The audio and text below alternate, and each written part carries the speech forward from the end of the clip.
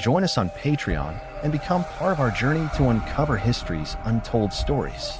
Your support helps us create in-depth content, bring hidden narratives to life, and keep history alive for everyone. The warm golden sun slowly descended over the ancient hills of Judea, casting long shadows over the sand-colored walls of Jerusalem. In the cool breeze of twilight, traders, shepherds, and pilgrims bustled through the city gates, unaware that centuries later, their descendants would be the subjects of intense debate, scrutiny, and silence. Tucked away in scripture, oral traditions, and archaeological whispers lies a profound narrative, a hidden legacy of the Black Israelites in the Bible. This is not merely a story of lost tribes or forgotten names. It is a story of identity, survival, faith, and reclamation. It is the unfolding of a history often overlooked in mainstream religious discourse but deeply embedded in sacred texts, ancient geography, and the DNA of forgotten peoples. To explore the history of the Black Israelites is to peel back the many layers of identity surrounding the ancient Israelites themselves. The popular image of biblical figures has been repeatedly filtered through European Renaissance art, colonial narratives, and centuries of cultural rebranding. The result? A sanitized and Eurocentric portrayal of the patriarchs, prophets, and people who walked the lands of Canaan, Egypt, Nubia, and Cush. Yet, beneath these distortions lies an older truth, one that links the ancient Israelites closely with the African continent and its people, particularly in terms of their geographical proximity, familial connections, and even skin color. The land of Canaan, which would later be known as ancient Israel, bordered the great civilizations of Egypt and Cush, modern-day Sudan and South Sudan, both unequivocally African. The Bible itself makes frequent reference to interactions between Israelites and these African nations, revealing an undeniable cultural and racial interconnection.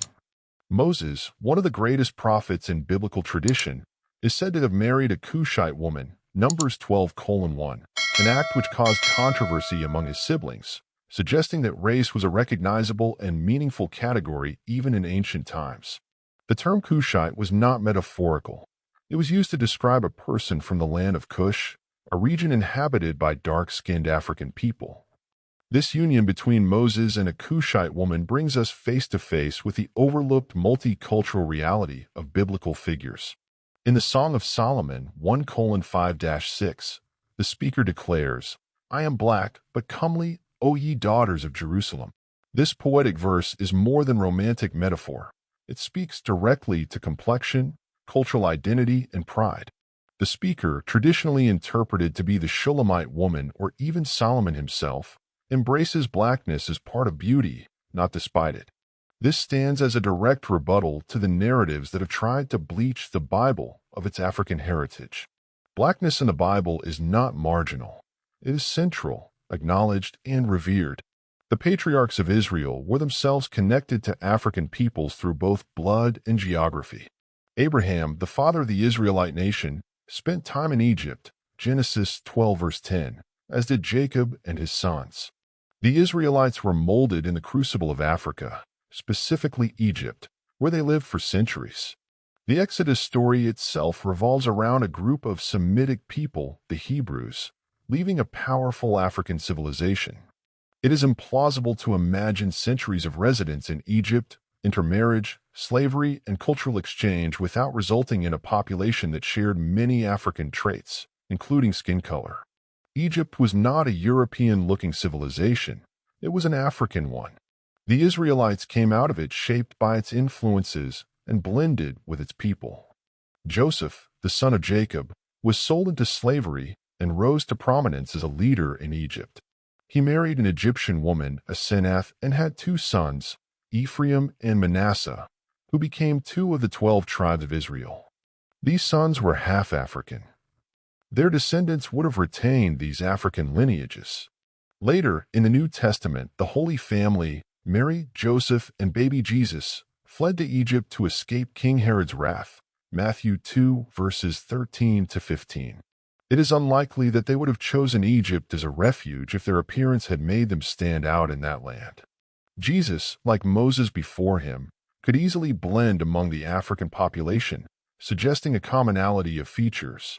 The genealogy of the Israelites, and their connection to Black heritage becomes clearer when one considers the line of Ham, one of Noah's sons. According to Genesis 10, the sons of Ham, Cush, Mizraim, Egypt, Phut, and Canaan settled in Africa and the Middle East. These regions were historically populated by people of darker skin tones. This would place the Canaanites, among whom the early Israelites lived and intermarried, as descendants of Ham, thus African in origin. While the Bible speaks of Israel as descended from Shem, Semitic peoples, the lines between Semitic and Hamitic peoples were blurred through centuries of marriage and alliance. Moreover, the concept of Israelite identity was never purely racial, it was covenantal. Anyone who joined the community of Israel, obeyed its laws, and worshipped its God could become part of the people. This is evidenced in the mixed multitude that left Egypt with Moses, Exodus 12 verse 38. These were not all ethnically Hebrew, but a blend of Africans, Semites, and others who chose to follow the God of Israel. This again reinforces the idea that ancient Israel was more diverse than many care to admit, and that its people were far more likely to reflect the multicultural realities of the ancient Near East and Northeast Africa. Another dimension of this hidden legacy is the dispersion of Israelites throughout Africa. After the fall of the kingdoms of Israel and Judah, large populations of Jews migrated into Africa, fleeing conquest and persecution. Jewish communities have existed in Ethiopia, Egypt, Libya, and West Africa for centuries. The Beta Israel of Ethiopia claim descent from the tribe of Dan, and their Jewish identity has been confirmed by religious customs, oral history, and genetic testing. In West Africa, particularly in Nigeria, Ghana, and Mali, several communities such as the Igbo claim Israelite heritage. Their customs, circumcision on the eighth day, kosher dietary practices, Sabbath observance, and naming conventions strongly resemble those of ancient Israel.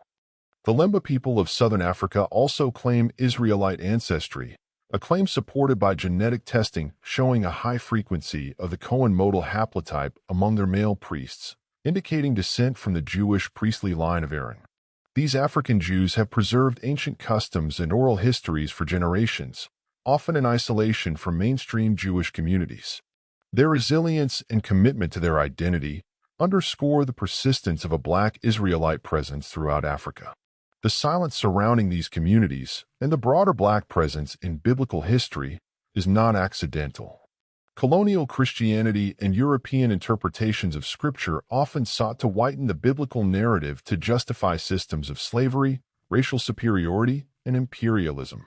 By stripping the Bible of its African context and Black contributors, colonizers created a narrative in which Blackness was associated with sin, servitude, and exile.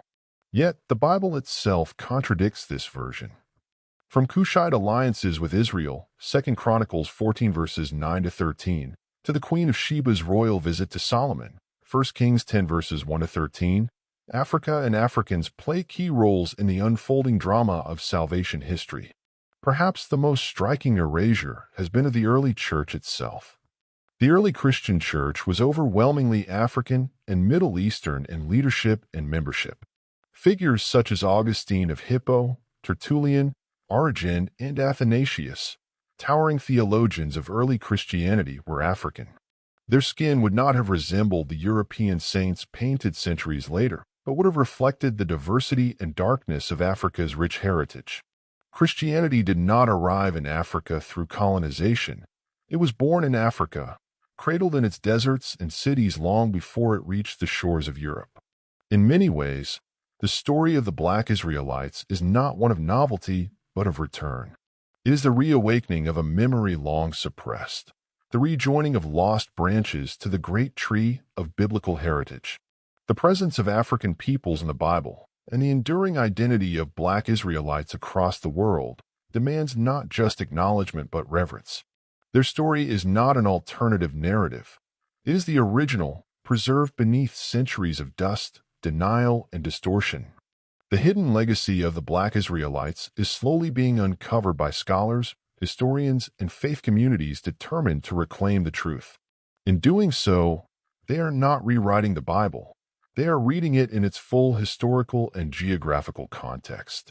They are recognizing that the God of Israel was not a stranger to Africa, and that the children of Israel bore many shades, among them the beautiful hues of blackness.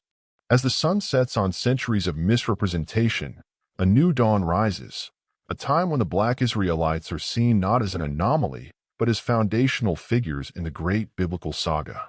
Their legacy is one of resilience, faith, and truth. And now their story can finally be told.